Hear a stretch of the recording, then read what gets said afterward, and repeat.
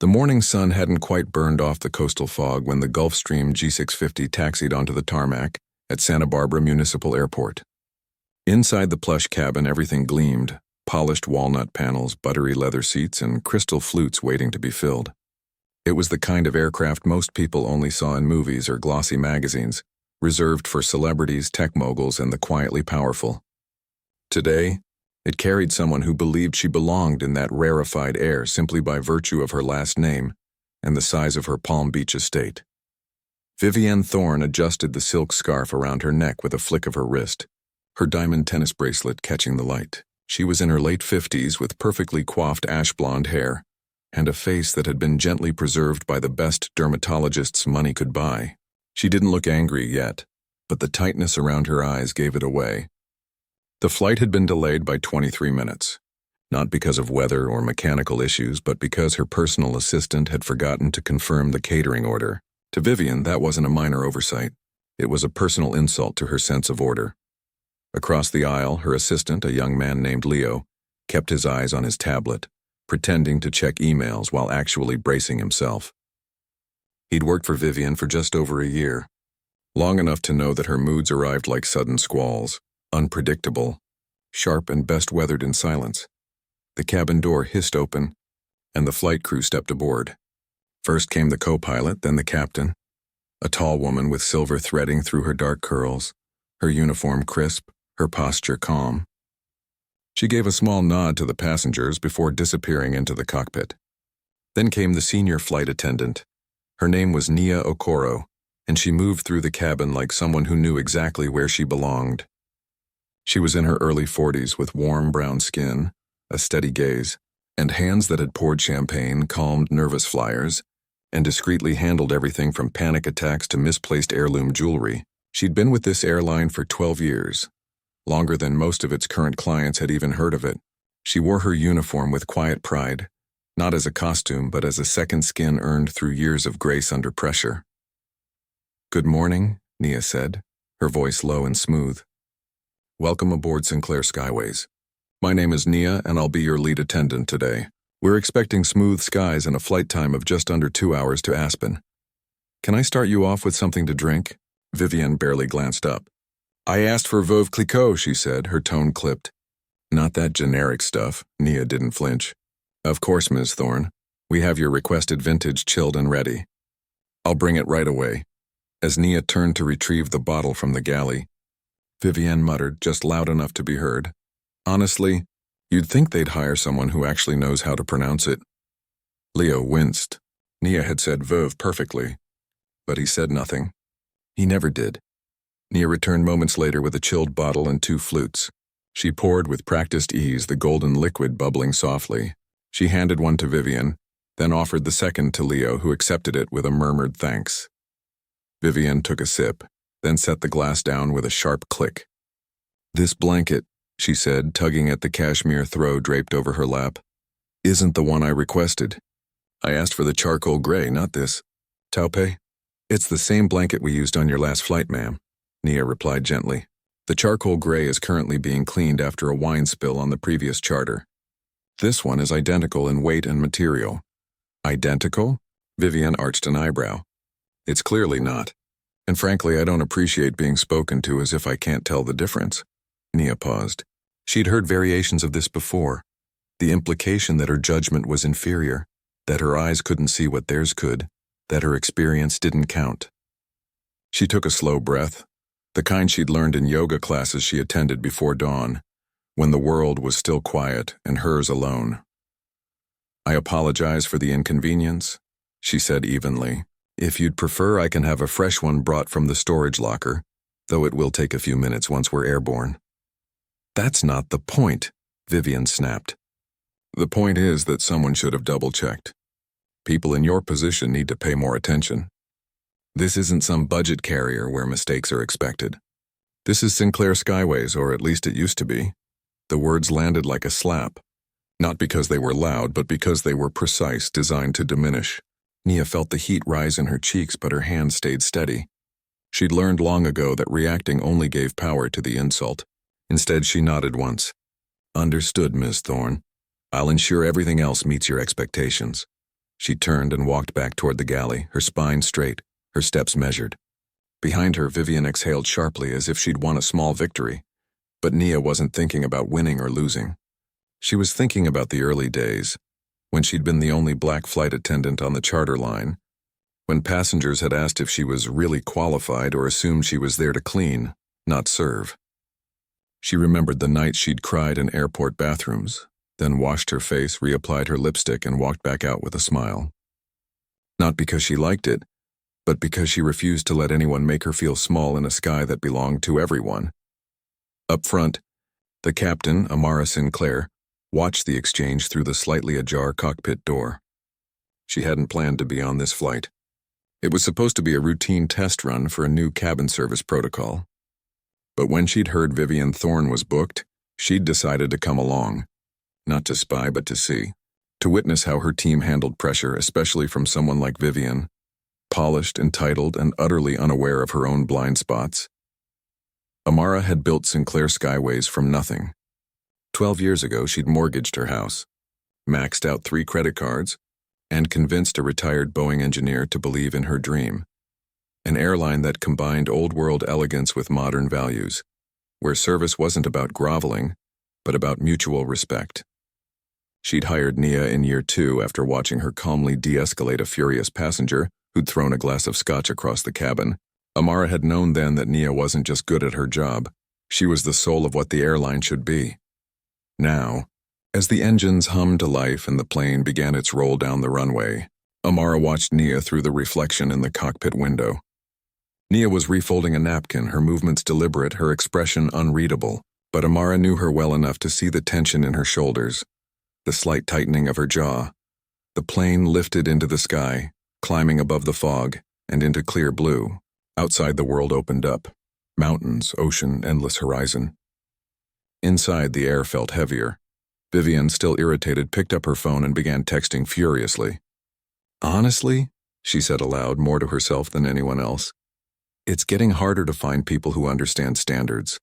You can train anyone to pour champagne, but you can't teach class." Leo stared at his lap.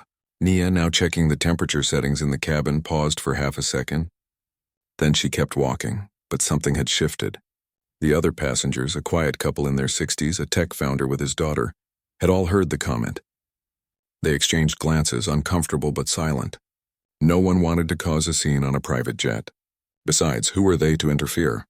Yet the tension lingered like static in the air. Nia returned to the galley and took a moment, just one, to close her eyes. She thought of her niece who wanted to be a pilot. She thought of her mother who'd worked as a maid in hotels and told her, "Always hold your head high, baby. They can take your job, but they can't take your dignity." She opened her eyes, smoothed her uniform, and stepped back into the cabin. This time, when she passed Vivian's seat, she didn't look away. She met her gaze briefly, respectfully, and said, "We'll be serving a light lunch shortly. Wild mushroom risotto or seared salmon. May I take your preference?"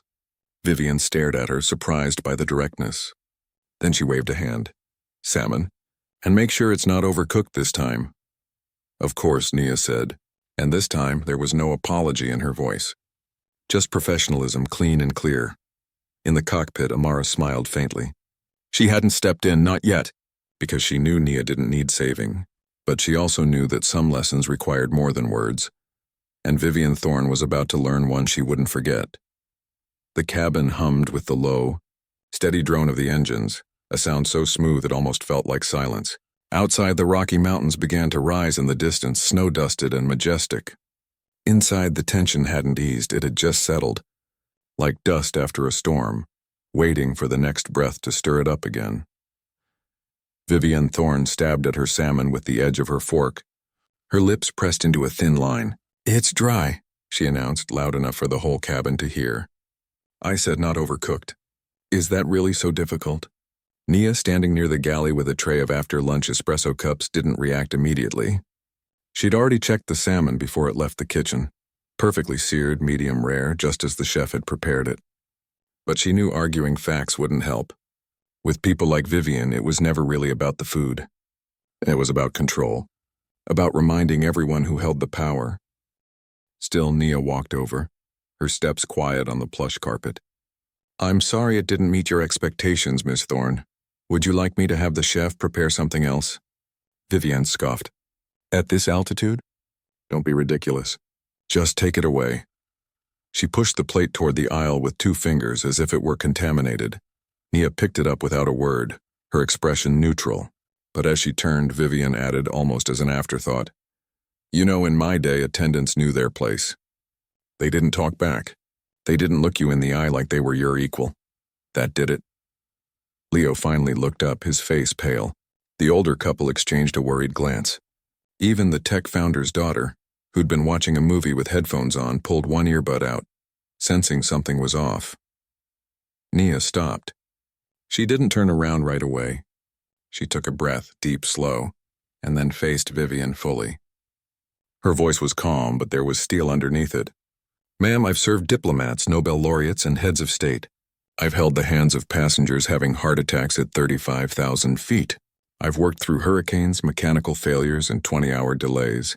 My place, as you call it, is wherever I'm needed, doing my job with dignity. And I don't believe dignity has a rank. The cabin went still. Even the hum of the engine seemed to soften. Vivian blinked, caught off guard. She wasn't used to being spoken to like this, especially not by someone she considered staff. Her cheeks flushed pink. How dare you? She hissed. Do you have any idea who I am? I know exactly who you are, Nia said gently. And I also know that kindness costs nothing. But clearly that's not a currency you deal in. Before Vivian could respond, the cockpit door opened. Everyone turned. Out stepped the captain, Amara Sinclair. She wasn't in a rush. She moved with the kind of calm that comes from knowing you don't have to prove anything to anyone. Her uniform was immaculate. Her silver-streaked hair pulled back in a low bun. Her eyes sharp but not unkind. She carried no clipboard, no folder, just herself. She walked straight to the center of the cabin and stopped a few feet from Vivian. Ms. Thorne, Amara said, her voice low but carrying.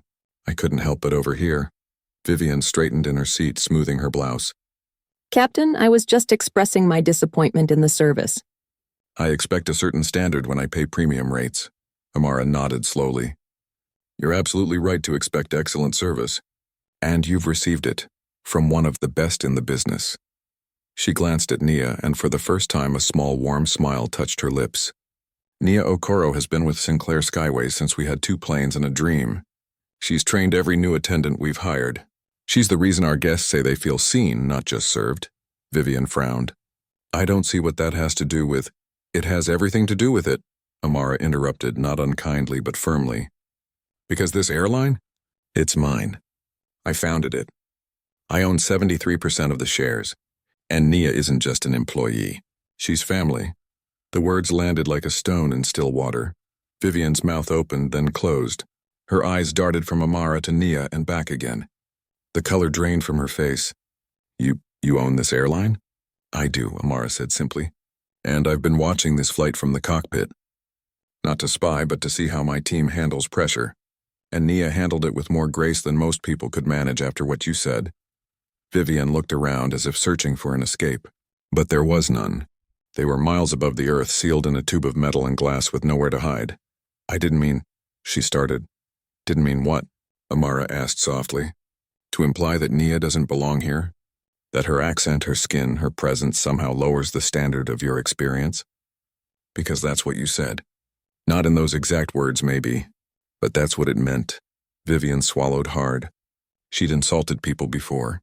Maids, waiters, drivers, and it had never mattered. They'd always just taken it, smiled, moved on. But this was different. This wasn't someone she could dismiss. This was the owner. The founder. A woman who looked at her not with fear or deference, but with quiet disappointment. I was having a bad morning, she said weakly. We all have bad mornings, Amara replied. But how we treat people when we're stressed, that's who we really are. She turned to Nia. Are you all right? Nia nodded. I'm fine, Captain, just tired of being made to feel small for doing my job well. Amara reached out and squeezed her shoulder briefly. A gesture so simple, so human, it spoke volumes. Then she faced the cabin again. Ladies and gentlemen, she said, her voice now addressing everyone. Thank you for your patience. We'll be descending into Aspen in about 40 minutes. The rest of your flight will be uninterrupted. And for those of you who've flown with us before, you know we stand by our values. Excellence isn't just about luxury, it's about respect. She gave Vivian one last look, not angry, not smug, just resolute, before walking back toward the cockpit. But she didn't close the door all the way. She left it slightly ajar as if to say, I'm still here.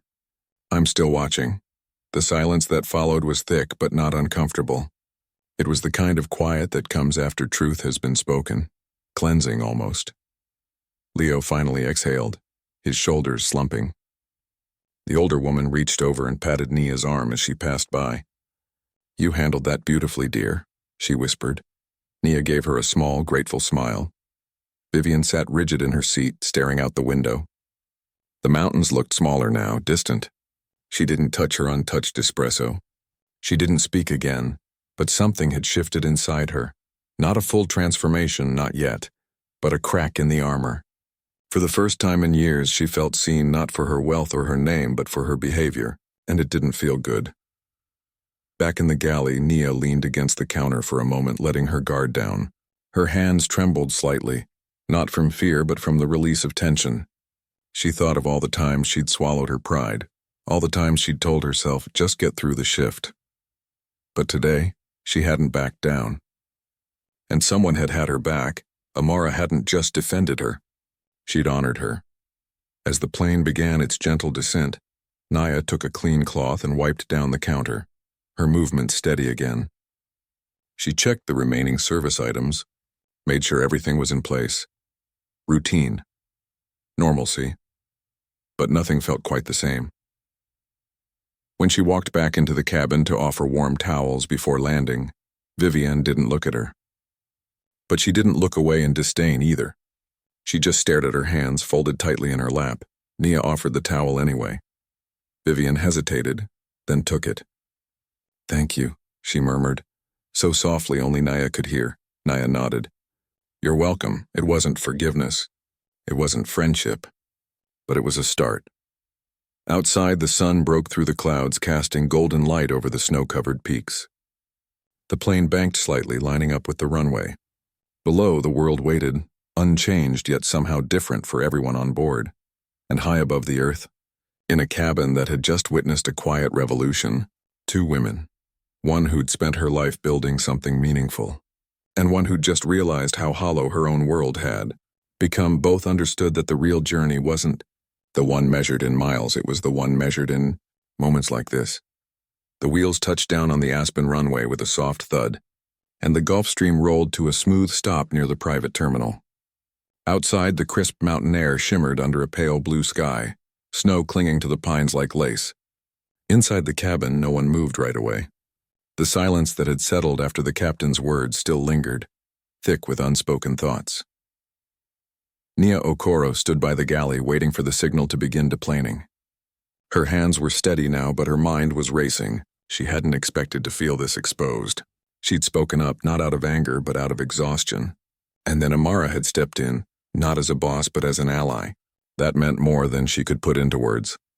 Vivian Thorne remained in her seat, eyes fixed on the window, her usual composure replaced by something quieter, uncertainty, maybe even shame. She didn't look at Nia, didn't look at anyone. When the seatbelt sign chimed off, she rose slowly, gathered her designer tote, and walked toward the door without a word. Leo followed a few steps behind, casting one apologetic glance back at Nia before disappearing down the stairs. The rest of the passengers filed out with murmured thanks and warm smiles. The older couple paused to shake Nia's hand. You've got strength, dear, the woman said. I don't ever lose that. The tech founder's daughter gave her a small wave and said, My mom's gonna love hearing about you. Nia just nodded, her throat tight. She wasn't used to being seen like this, not as a servant, but as a person. Once the cabin was empty, Amara Sinclair emerged from the cockpit. She didn't say anything at first. She just walked over and wrapped Nia in a quiet hug. No words needed. They'd known each other too long for that. You okay? Amara finally asked, stepping back but keeping a hand on Nia's shoulder. Nia let out a breath she didn't realize she'd been holding. Yeah, it's been a while since someone stood up for me like that. You stood up for yourself, Amara corrected gently. I just made sure the world saw it. Back at the hangar office later that afternoon, Amara sat at her desk, fingers steepled, staring at the incident report Nia had filed, not out of formality, but because company policy required it for any passenger conflict. She read it twice. Then she picked up her phone. She didn't call Vivian. Not yet. Instead, she called her head of communications. "We're issuing a statement," she said. Short, clear, no names. But firm. By evening, Sinclair Skyway's official social media accounts posted a message that read, "At Sinclair Skyways, excellence is more than luxury. It's integrity. We do not tolerate discrimination of any kind. Our crew are not staff. They are professionals who uphold the dignity of every guest, and they deserve the same in return. Those who violate this standard will not be welcome aboard our aircraft." It wasn't aggressive. It didn't name names. But in the world of private aviation, where reputation is everything, it might as well have been a public shunning. Within hours, the post was shared thousands of times.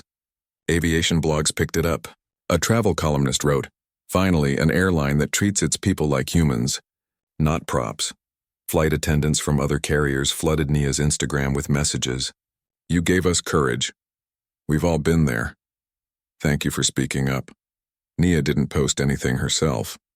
She wasn't looking for fame. But she did reply to a few messages, especially from young women of color asking how she stayed calm in the face of disrespect. She told them the truth. You don't always stay calm. Sometimes you shake, but you keep showing up, because your presence alone is a kind of resistance. Meanwhile, Vivian was spiraling, back in her Aspen condo, a sleek, minimalist space with floor-to-ceiling windows and art worth more than most people's homes. She paced. Her phone buzzed nonstop.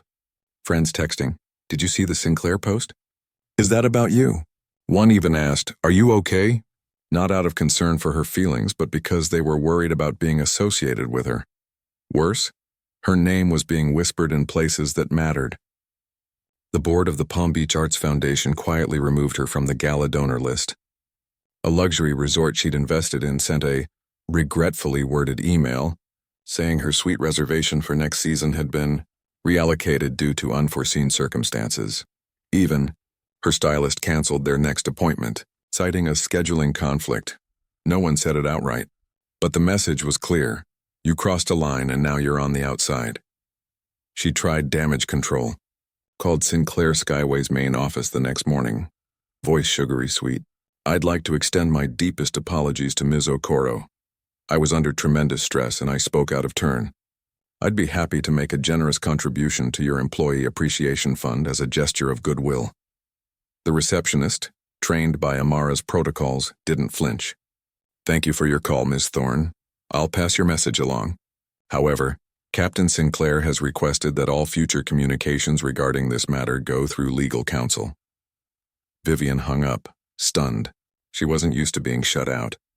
She was used to writing a check and making problems disappear, but this wasn't a problem money could fix. A week later, a fellow passenger from the flight, a venture capitalist named Elias, gave an anonymous quote to a business magazine.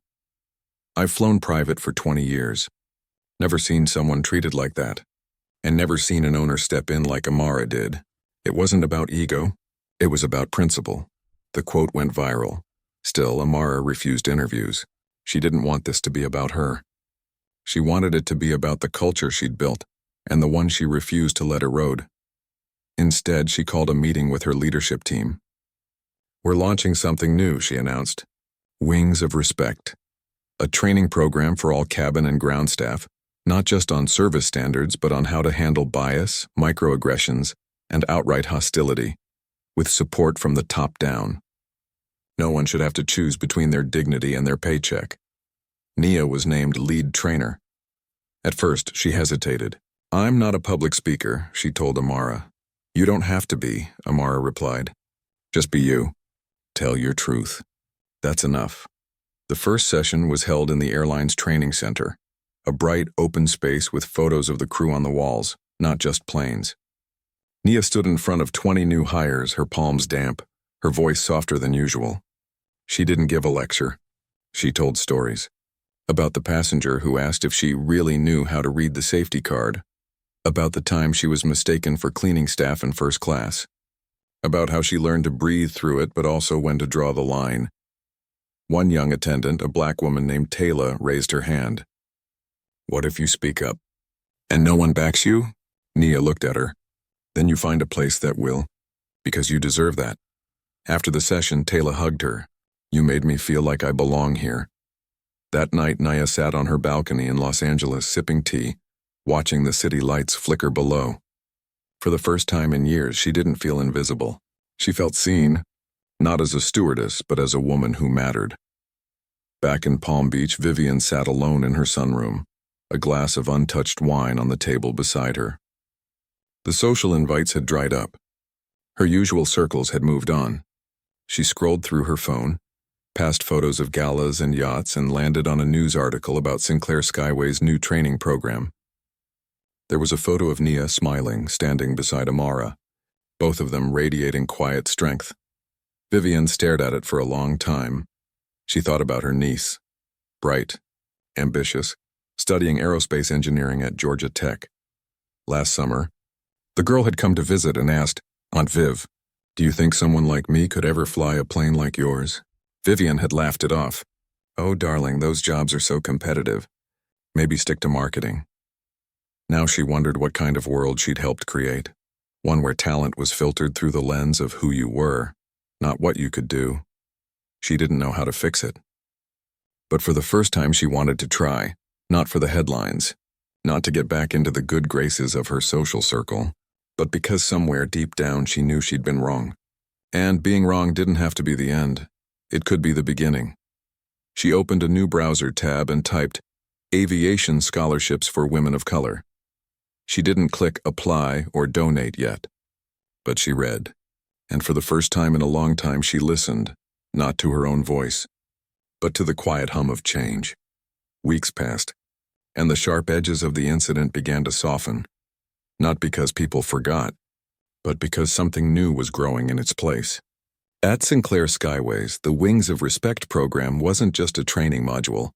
It became a quiet revolution. New hires arrived not just to learn how to serve champagne or fold a napkin, but to understand that their worth wasn't tied to a passenger's mood or a price tag on a ticket. Nia led every session with the same calm honesty she'd shown on that flight. And slowly the crew began to carry themselves differently, not with defiance, but with quiet confidence. Amara watched it all unfold from her office, where the walls were lined not with awards, but with photos of her team. Nia laughing with a nervous first-time flyer, a young attendant helping an elderly passenger with her oxygen mask. The entire cabin crew gathered under a desert sky after a long international leg. These were her trophies, and she protected them fiercely. Meanwhile, Vivian Thorne had disappeared from the social scene. No charity galas, no yacht club luncheons, no front row seats at Fashion Week.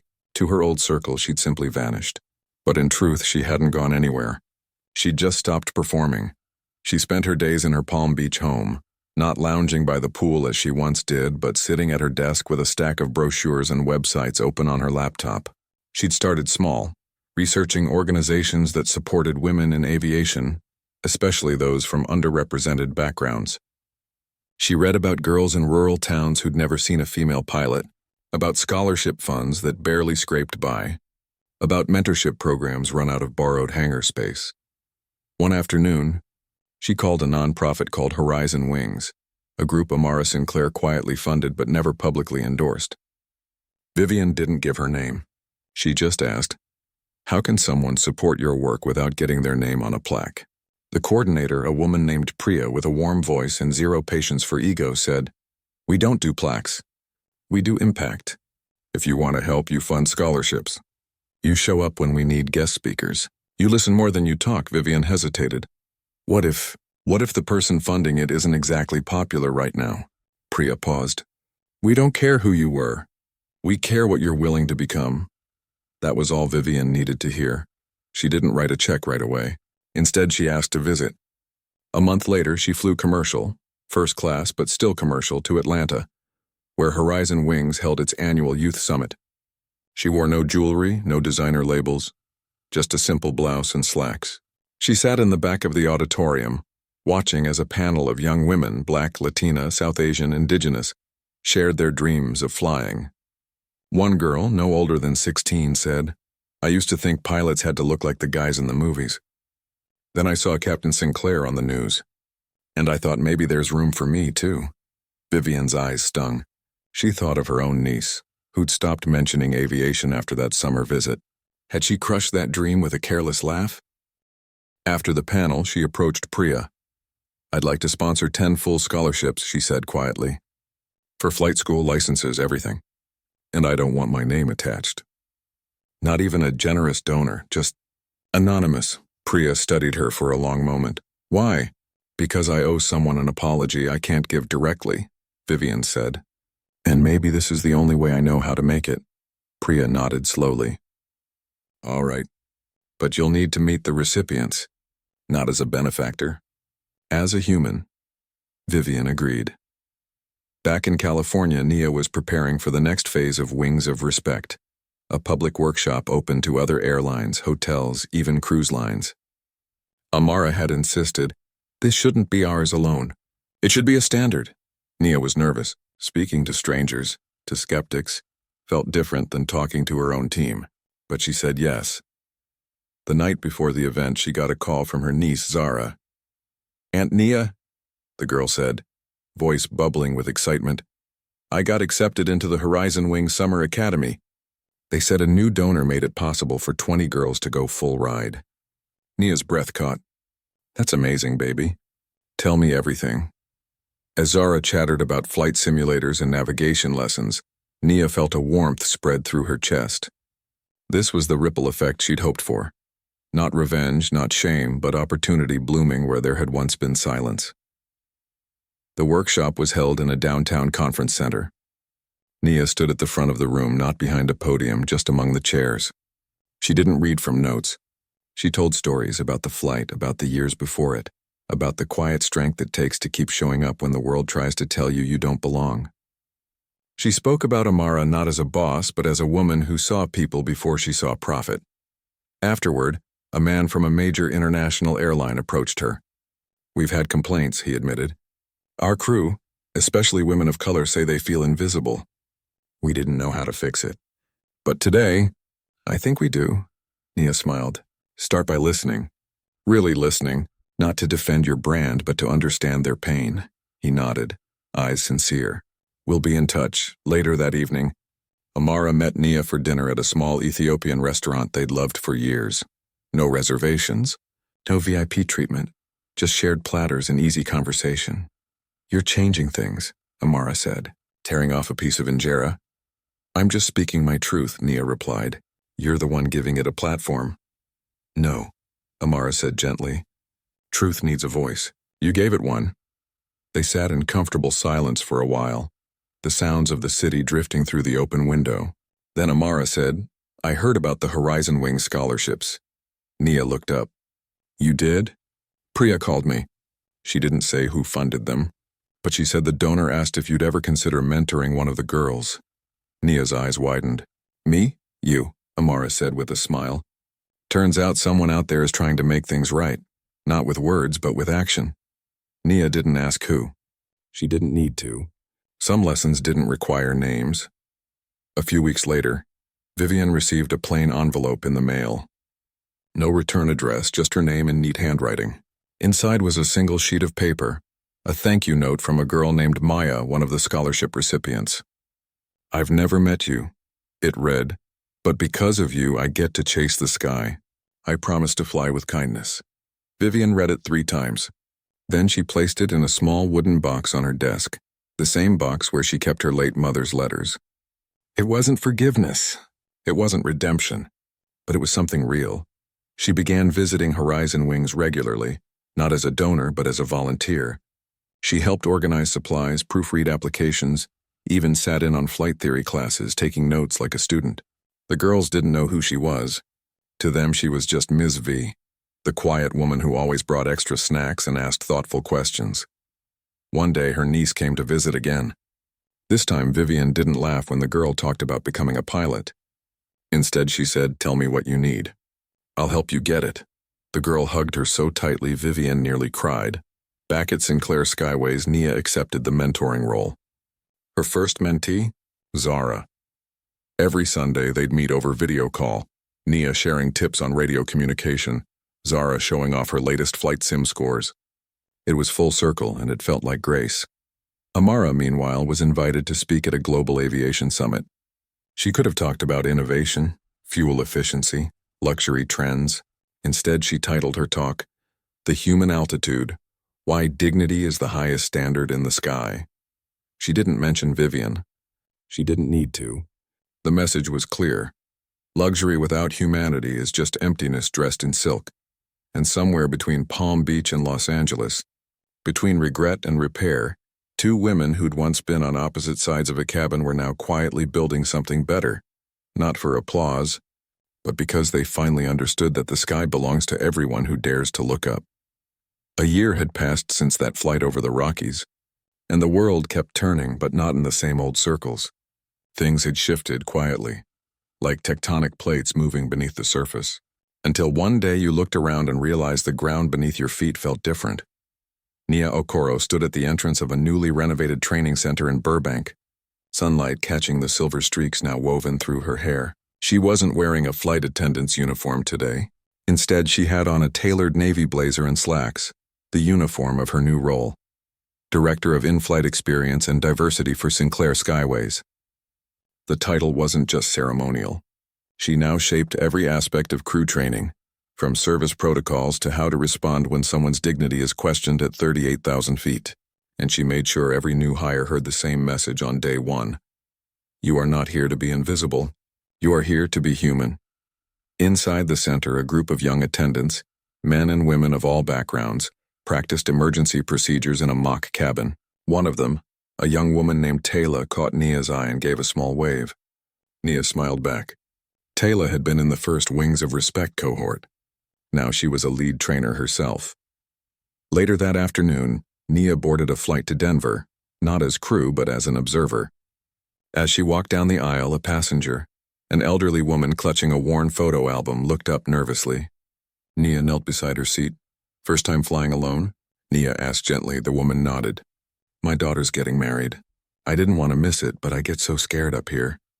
Nia placed a reassuring hand on hers. "You're in good hands," she said. "And if you need anything, even just someone to talk to, I'm right up front." The woman's eyes softened. "Thank you, dear. You've got a kind face," Nia just smiled. That was enough. Meanwhile, in Palm Beach, Vivian Thorne stood in a crowded hangar at the National Aviation Youth Fair, her arms full of brochures and water bottles. She wore a simple linen shirt and comfortable shoes. No heels, no jewelry. Just a lanyard that read, "Volunteer Horizon Wings." Around her, teenagers buzzed with excitement, trying on flight helmets, testing simulators, asking pilots rapid-fire questions about navigation and G-forces. Near the back, her niece stood in front of a full-motion simulator, grinning as she landed a virtual Cessna. Vivian watched, pride swelling in her chest. The girl had grown taller, more confident. She'd even started a school club for aspiring aviators. Last week, she'd told Vivian, "I'm going to fly for Sinclair one day."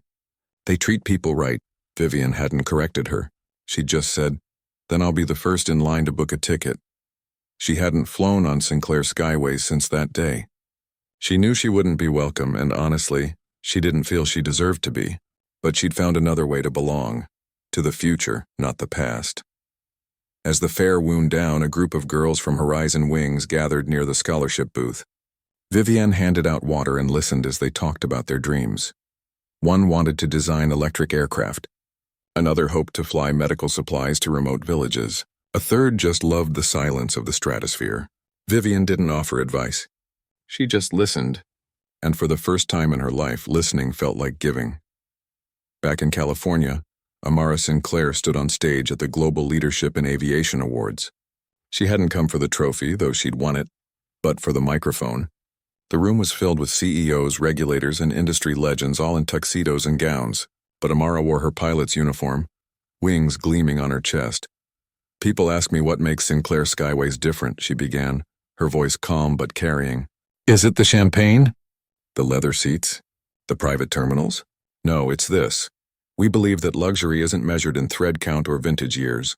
It's measured in how you make someone feel when they're in your care." She paused, letting the words settle. I built this airline because I was told I didn't belong in the cockpit. And I hired Nia Okoro because she reminded me that dignity isn't earned. It's inherent. Every person who steps onto our aircraft, whether they're paying $10,000 or flying as crew, deserves to be treated like they matter. Because they do. The room was silent for a beat. Then someone clapped. Then another.